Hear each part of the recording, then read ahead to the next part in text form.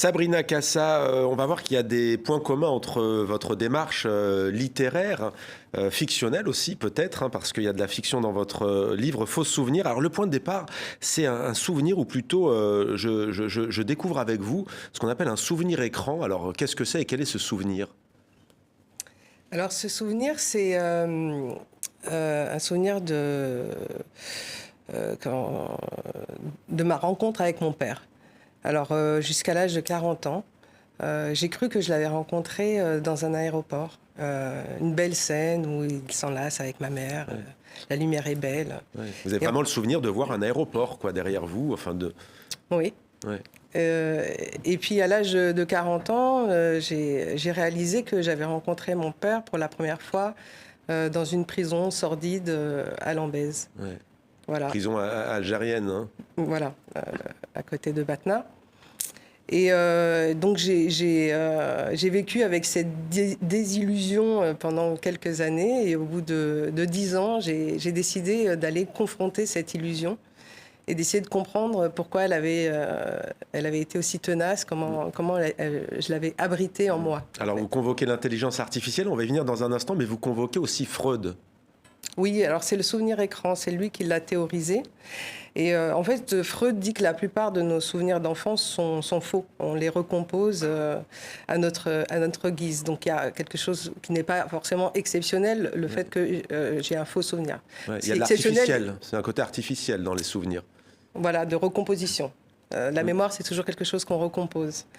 Le mien est un peu particulier parce qu'il y a vraiment un grand écart entre un souvenir très beau, très lumineux, très chaleureux, et puis la réalité qui est très dure. Voilà. Enfin, il y a quand même des hommes armés, hein, d'où la complexité, la recomposition, parce qu'il y a l'aéroport avec des hommes armés. Dans un aéroport, bon, il peut y avoir des forces de sécurité, mais là, en l'occurrence, il s'agit, vous l'avez dit, d'une prison. Alors, vous allez entreprendre, en tout cas, de partir en Algérie, et c'est là, effectivement, qu'intervient ChatGPT, que tout le monde connaît désormais, hein, ce qu'on appelle l'intelligence artificielle générative, hein, qui peut provoquer du contenu, en produire.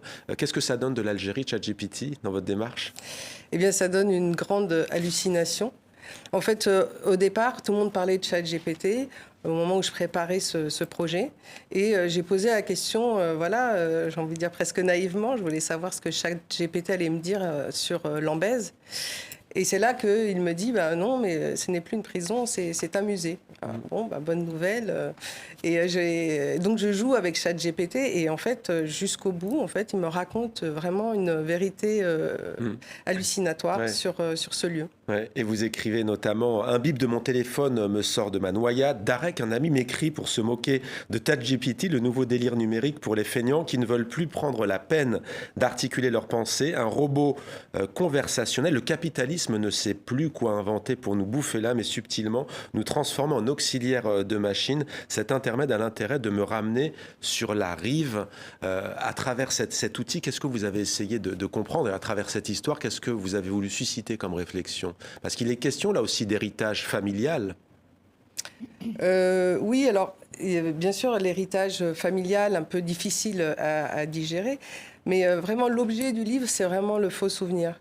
Et j'avais envie de comprendre pourquoi il avait autant résisté. Aujourd'hui, on vit dans un monde où il y a plein de vérités alternatives, de fake news, de contre-vérités. On baigne là-dedans, on sait que c'est très dangereux, que la démocratie est vraiment en danger à cause de ça. Et dans mon travail à Mediapart, je passe beaucoup de temps à vérifier les faits, à débunker.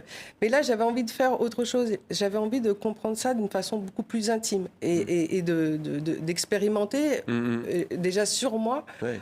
pour quelles raisons, en fait, le faux avait pris autant de place. Et même encore aujourd'hui, quand je pense à mon père, Ouais. eh bien, le faux souvenir est plus important que Ouais, le il est vrai. prégnant. Ouais, ouais. Le vrai n'existe pas de Ouais. toute Et façon. l'intelligence artificielle, ça apporte aussi ce côté romanesque, une enquête émouvante, drôle. Pourquoi convoquer aussi là, c'est aussi le point commun entre vous deux, pourquoi convoquer ce côté un peu drôle? Déjà, je trouve que l'Algérie s'y prête. C'est un Ouais, pays un l'humour. peu tragicomique et puis où l'humour est toujours présent.